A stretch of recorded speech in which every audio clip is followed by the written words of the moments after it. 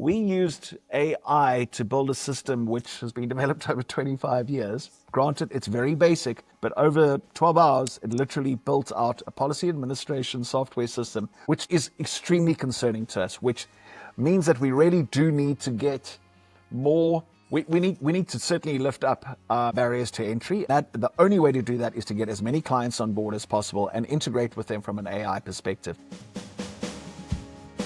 Work is changing, quickly, irreversibly, and often invisibly. I'm Chris Banshee, and this show is about understanding where it's headed and how we stay human in the process.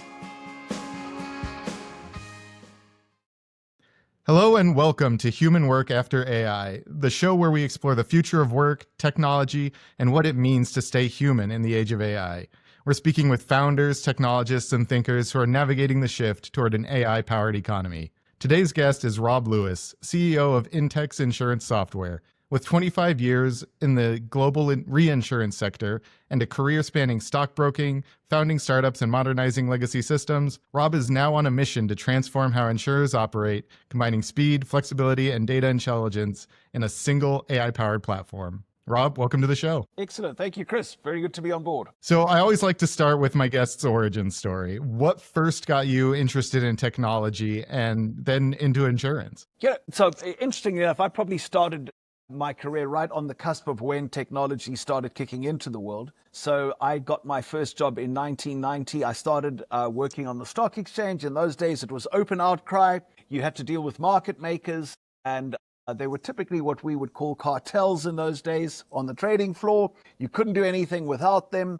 It was very frustrating because I remember there were numerous arbitrage opportunities, investment opportunities, and what would happen is the cartel would just sit there. They had their own reasons for not wanting to trade with you. Most of it wasn't really around profit. It was more around about work ethic and how much work they wanted to do in a day. Basically, to cut a long story short, the market then went screen trading in 94, 95, I think it was. Maybe a little bit, 97 thereabout. And at that point, the entire market just exploded. Volumes went through the roof. Trade just, absolutely rocketed. Returns on investors, funds absolutely rocketed. And it just brought home to me what technology was going to do. The internet largely became, part of our everyday life then in terms of email. And it really transformed my thinking in the way things were. And I was very much a Luddite before that, in that I wasn't sure that it was going to, deliver everything that everyone was hoping. I then started South Africa's first online stockbroking company. And again, this is quite eye-opening, but we were looking at it the other day.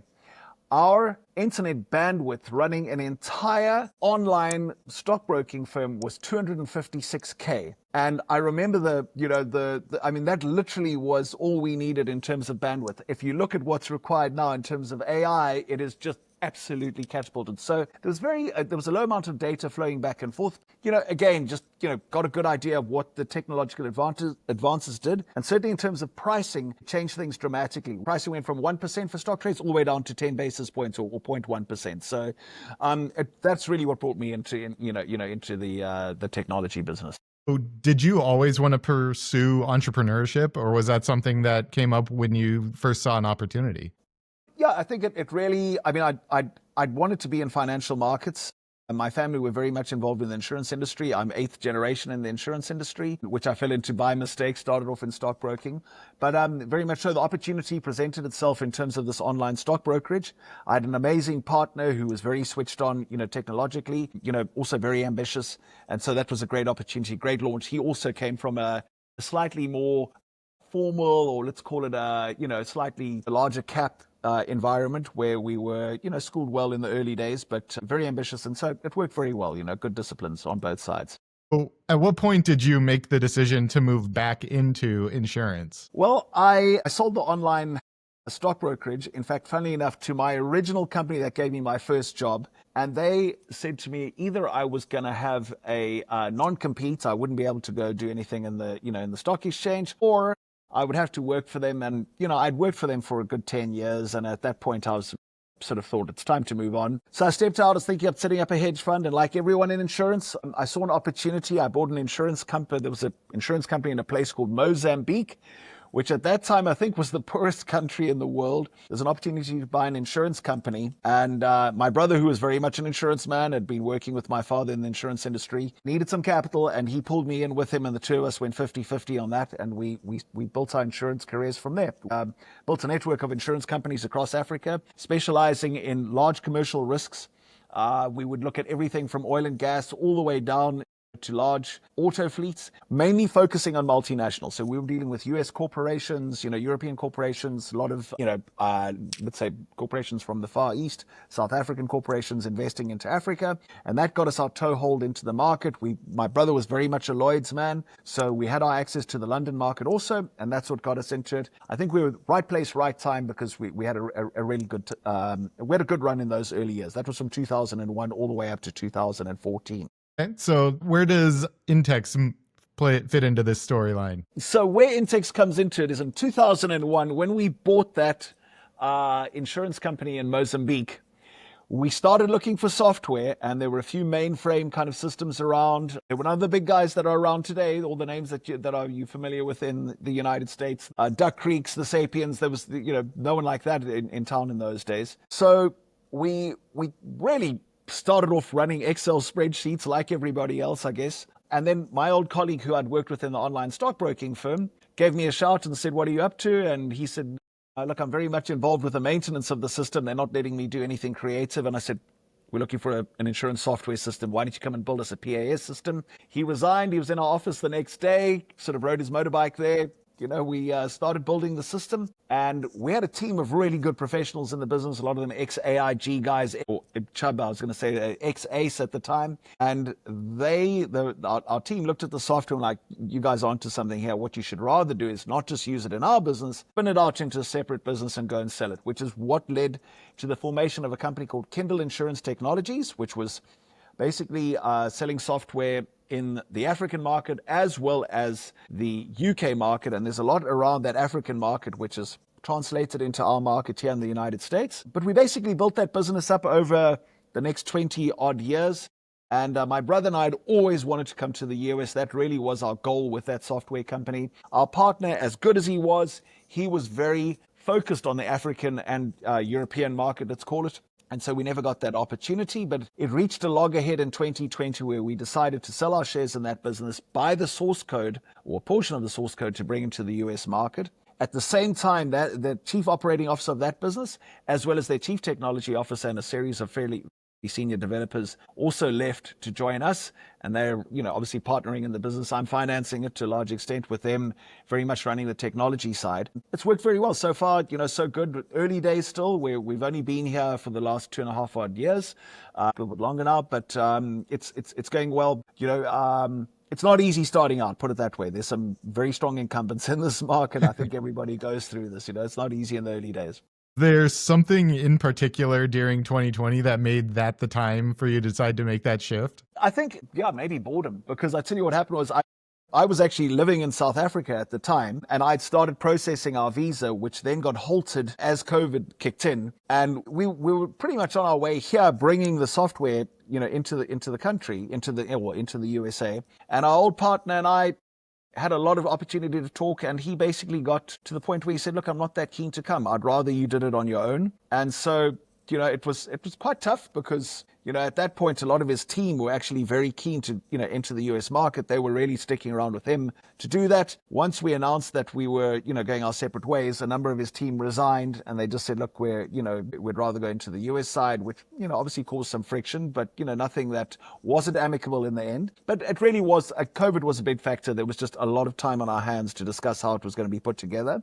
I think it also gave us a good insight into what was going on in the US market, because it wasn't that easy for various companies to issue policies when they weren't physically in the office.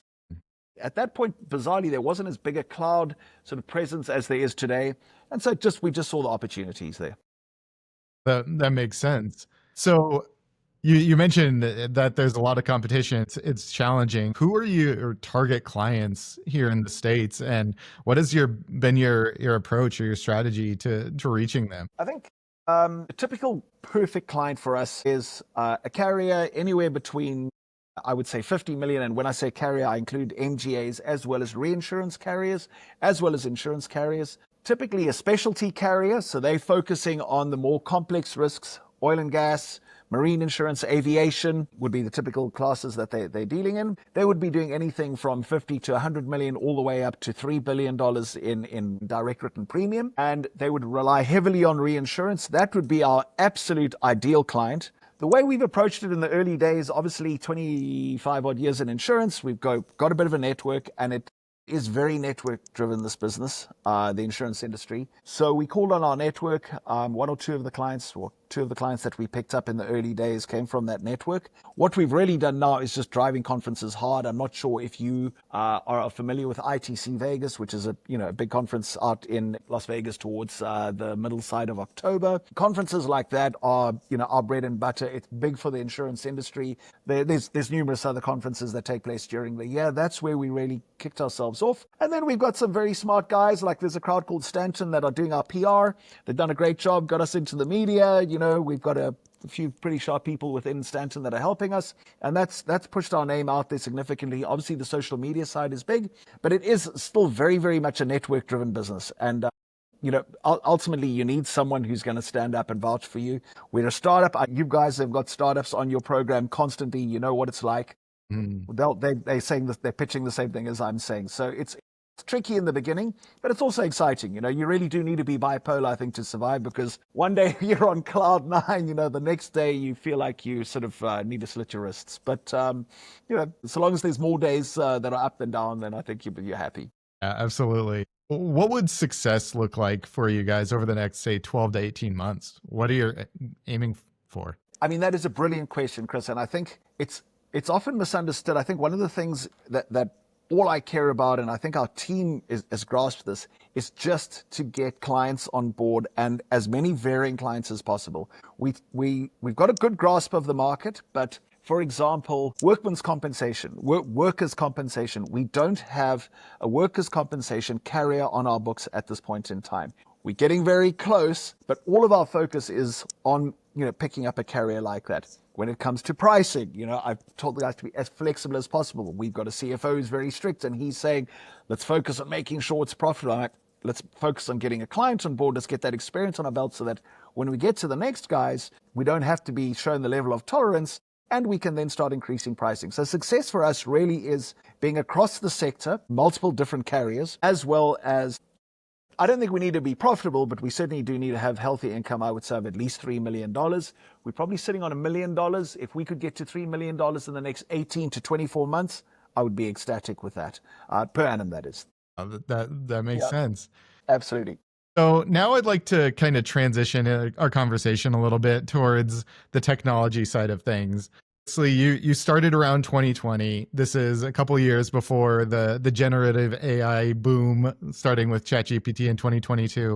How did the software and the technology evolve from that first idea when you decided to go after this in the US to 2022 and now to today? How have you seen that things shift? Again, pretty wild question. Good question, because in 2020, I think we'd just come out of the back end of blockchain. I don't think, which it didn't turn out as well as people had hoped it would. But I will say one thing is that the insurance industry is almost perfect for blockchain. And in many ways, we didn't, as an industry, didn't take enough advantage of it. If you just think about the most simple travel insurance policy, if it got to the point where your flight was canceled, the minute that was officially canceled, your travel policy would kick in. You were, immediately paid the refund of your air flight, of your airfare. If you lost your bag, the minute it was reported missing, all of that it lined itself up perfectly. We didn't quite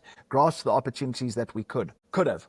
Leading through, 2022, when AI really just started making its presence felt. I mean, if you think of the transition, how quickly it's gone, where we're at the point now where ChatGPT is part of everyday's life. If you're not using Claude, you're pretty much out of it. And I would say, in fact, our development team wasn't as optimistic on AI as they probably could have been, and I certainly follow that in many ways, where I thought, well, let's see how it goes. If it goes down the same route as blockchain, should we really be spending too much money on it? To the point where we've created a new software within our system, but it requires us to build a separate policy administration system, which is different to ours, which in some ways would be a competitor. We used AI to build a system which has been developed over 25 years. Granted, it's very basic, but over 12 hours, it literally built out a policy administration software system, which is extremely concerning to us, which means that we really do need to get more. We need to certainly lift up, our barriers to entry. The only way to do that is to get as many clients on board as possible and integrate with them from an AI perspective. It is definitely changing things a lot faster as each month goes by. Things are just, spiraling very, very quickly towards AI doing development. The insurance industry is absolutely perfect for large language models, perfect for predictive modeling, integration with fraud systems, integration with lie detector tests, whatever you could call it. It is absolutely perfect. And it's not a bad thing. It's not that anyone's spying, in terms of on people's personal lives and their personal situations. It is more a collective that, AI is looking at. And that ultimately will bring down insurance costs and will dramatically improve efficiencies, because I don't think insurance is the most, it'd be dangerous even to use the word sexy. It's not the most seductive industry. If I use the word sexy in insurance, people get offended. It's very old fashioned, so I think AI is going to certainly bring a lot of modernization to our industry. Are you seeing not only your competitors, because I'm sure your competitors are trying to embrace AI as much as possible. When you're talking to the end users, to the companies that are going to be taking this on, are they chomping at the bit for AI to be added, or are they still a little standoffish and concerned about some of the things we heard when ChatGPT first came out, the hallucinations, or not quite giving me the right answers, so I don't want to put anything legal through there, stuff like that? I think, I don't want to put any of our competitors down, but I would say as an industry, the PAS sector has not embraced it as readily as it could have. There are a number of startups. If you go to an insurance conference, there was one in New York recently. I think for every standard policy administration software business, there were probably 10 AI startups. Lots of them will fall by the way. The one thing that I will say is I think the industry is trying to embrace it. They don't quite understand what they are able to do or what they can gain from AI, but you'll have very large carriers. I'm talking tier one guys who are turning over $10 billion a month, $10 billion a year in direct written premium, going to these conferences, talking to small startups, trying to understand what is out there. And I think we're still very much in a discovery phase, but there is very much a desire to embrace it. And that it's unusual for the insurance industry because it is known to be very slow. I mean, it does take, it's trying to turn around the QE2 here. It's going to take several years, whereas I think AI has sped things up. And in many ways, I think the lack of development has allowed AI a good toehold in the market. And what I mean by that is if you imagine, Africa 20 years ago, 25 years ago, no landline telephones, absolutely nothing. You think, okay, well, what are they going to do with mobile phones? Mobile phones took off across Africa because there just wasn't that capability of a landline. Whereas in the States, it took a little bit longer because your landlines worked perfectly. It was very reliable and, good service, etc. If you look at the same thing in the insurance industry, battle with service, battle with, systems integrating with each other, the communication between reinsurers, between loss adjusters, between auto repair shops. And AI is largely bringing that in a very simple way, very cost effectively also. So it's being well embraced, I think, by the carriers. I think we as a PAS sector need to embrace that a lot faster and be a lot more adaptable to it. You talked about how you were able to spin up a solution in 12 hours, something that probably would have taken months or maybe longer prior to that. One thing that I've seen, and this comes up in my conversations with a lot of CEOs and founders, is the idea that it's almost impossible for the technology to actually be a moat for the business anymore. So how do you approach that? What do you try? You mentioned getting more customers in. What does that become a moat for you? I think one of the... getting more customers on board is really just a functionality of data and understanding, different industries and how we can use our models to basically integrate into AI. And I think where our moat really is just stability of data, because there isn't enough of that in the insurance industry.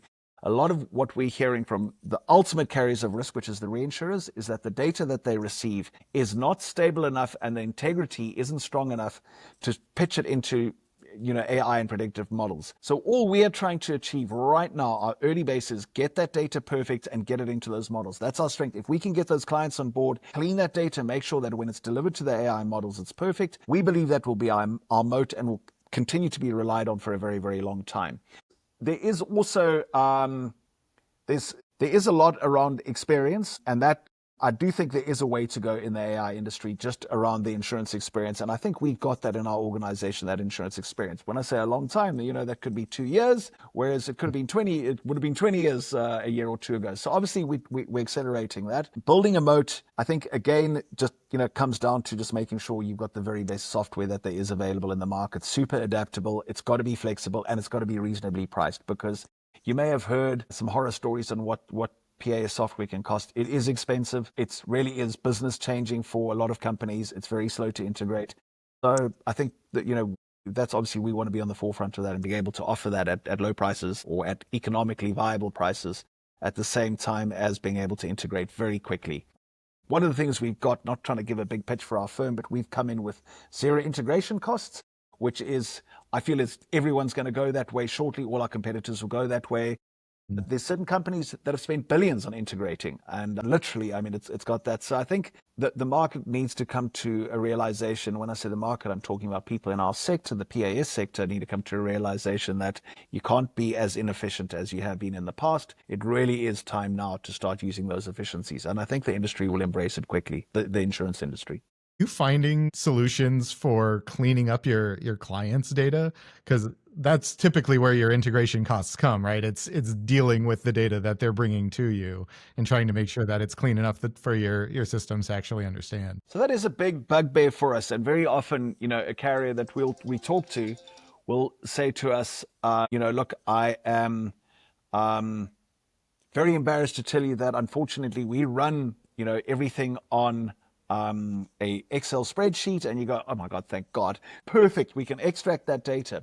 I will say there's a number of startups, there's a number of fairly established companies that are able to extract data and deliver it in a very clean format. So it's nowhere near as cumbersome and expensive as it used to be. You're not relying on these massively expensive consulting organizations to provide that data. What's actually happening is that you've got these startups that are able to extract that data, again, using AI. And I think that that's becoming a lot easier for us at this point in time. Very often, though, these PAS providers are reluctant to provide that software, to provide that data in any format. They feel that they very much own it. So it's even though technically it obviously belongs to the insurance company. So where do you see humans continuing to play a role in the processes, both of your company and your sales process, working with clients, as well as the insurance lifecycle in general? I think that there'll still very much be, obviously in the marketing, there'll very much be a role for humans in the marketing side. Somebody's got to talk to the client in terms of being able to play a game of golf with them or,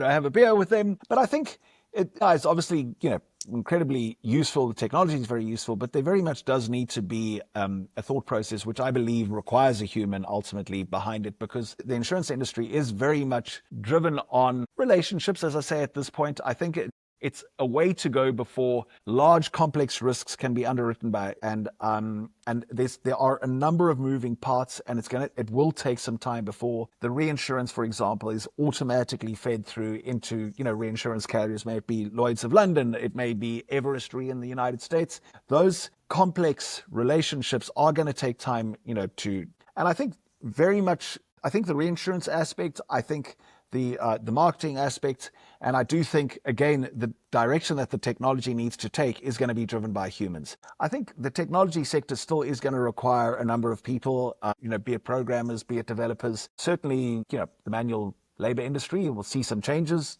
taking place.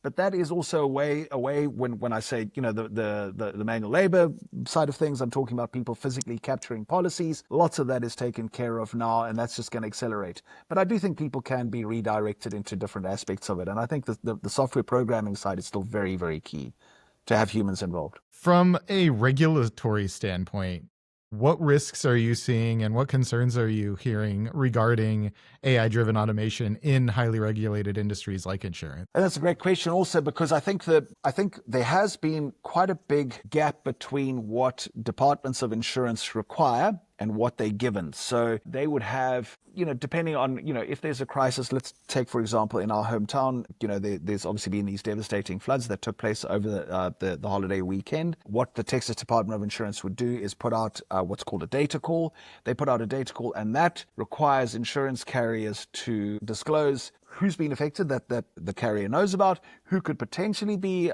affected in terms of what claims are out there, and what the future looks like if the situation exacerbates itself. It's not very easy for insurance companies to do that at this point in time. To extract that data is fairly time consuming. And I think, so although there are some concerns around selling and about, selection of clients, where you are you kind of discriminating against certain clients. They worry that AI might be able to do that. And, and that'll be a major issue. But in terms of delivering data, in terms of delivering efficiencies, I do think that insurance departments, certainly I know Texas is embracing it and looking at it very, very carefully and welcoming, many aspects of it. I believe elsewhere across the United States that most insurance departments are really, really welcoming it. And the access to data, I think, is key. It's very important for these regulators to have that access to data. It's really key to the entire functioning of the insurance sector. Are you finding it difficult to build trust to an algorithm, for example, when dealing with the dollar values that you potentially are with some of these larger companies and clients? Yeah, I think very much so. I think it's tricky. I mean, obviously there is insurance. If we're looking at an oil and gas company, they would be paying, let's call it, a fraction of a percent on a risk that has got billions and billions of dollars. There's massive environmental risks on top of the human risk factor. The liabilities are insanely high. It is very, very difficult to say to an oil and gas carrier, hey, look, this is my algorithm. This will calculate what your premium should be. This will calculate what your risk exposure is, versus an underwriter at the moment, a physical person sitting there who's got 20, 30 years experience in underwriting. It does take a little bit of time to get that trust.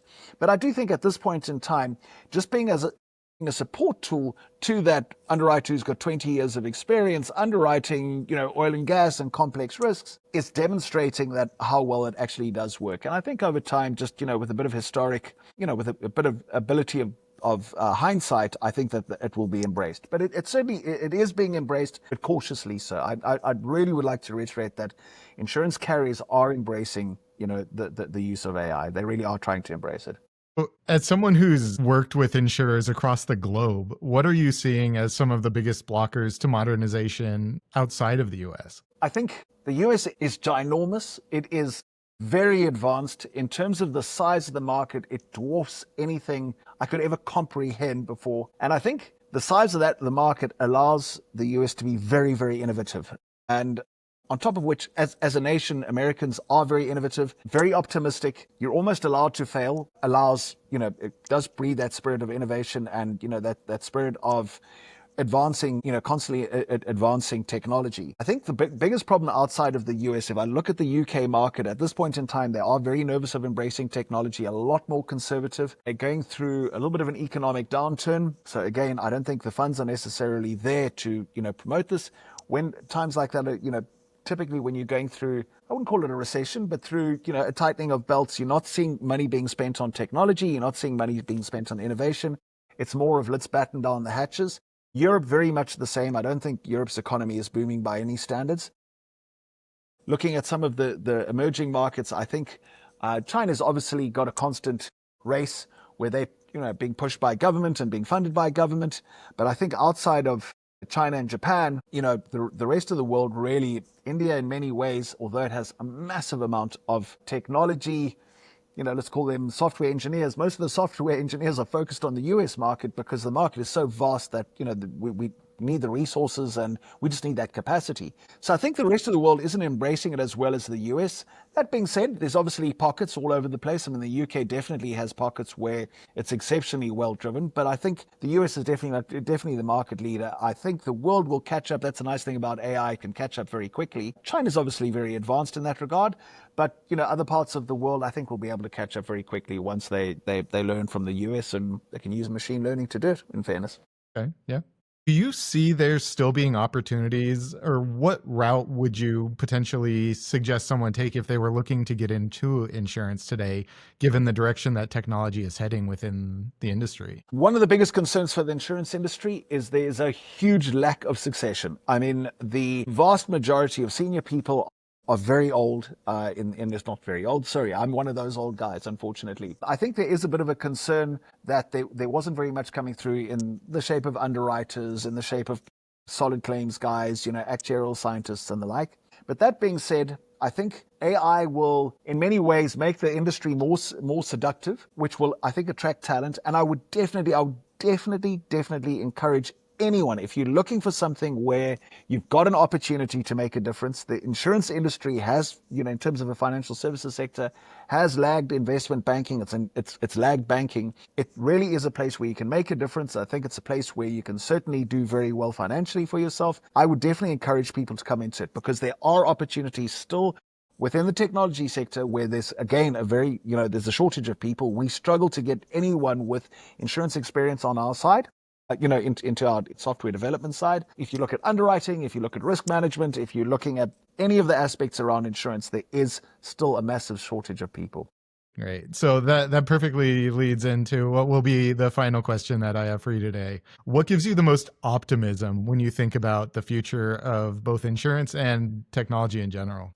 I mean, I think the thing that gives me the most optimism, and I don't mean to disparage the industry too much, but insurance, as I mentioned, has lagged the rest of the financial services sector. So the opportunities are huge. That gives me a massive amount of optimism in terms of us being able to deliver something, make a meaningful difference to the industry. I think there's huge amounts of opportunities to provide efficiency to the market, whether it's on the insurance side, whether it's on the technology side. I spoke about what technology did to stock trading commissions. We went all the way from 1% all the way down to 10 basis points, down to 0.1%. So literally a 90% reduction in costs. The insurance industry, cars, trucks, etc., were probably priced around 5.5%, 6% 30 years ago. It's 5.5%, 6% today if you want to price a truck or motor vehicles or passenger motor vehicles. Those efficiencies are still available. If you can get the technology in place, data is key. All of it spins around bad claims, bad risk management, fraud. If you can get that under control,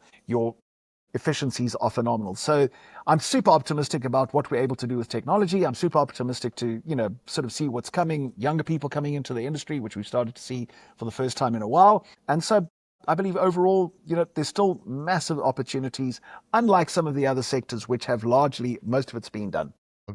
That's great. I appreciate that so much. And Rob, thank you so much for coming on the show. This has been a great conversation. No, absolutely, Chris. I really enjoyed the conversation. Thanks. That was excellent. Very, very interesting and entertaining for me also. Fantastic. Where can our listeners find you and learn more about your company and follow you? Obviously, we're on the standard LinkedIn, where our website is intxis.com, and that's pretty much there. I'm sure you'll hear about us on the airwaves. We've got some good PR guys who help us along. So, thanks very much. Fantastic. To everyone listening, please be sure to subscribe, leave us a review if you enjoyed this episode, and tune in next time. Thank you so much. Thank you for listening to this episode of Human Work After AI. Be sure to subscribe on your favorite podcast provider so you never miss an episode, and we'll see you next time.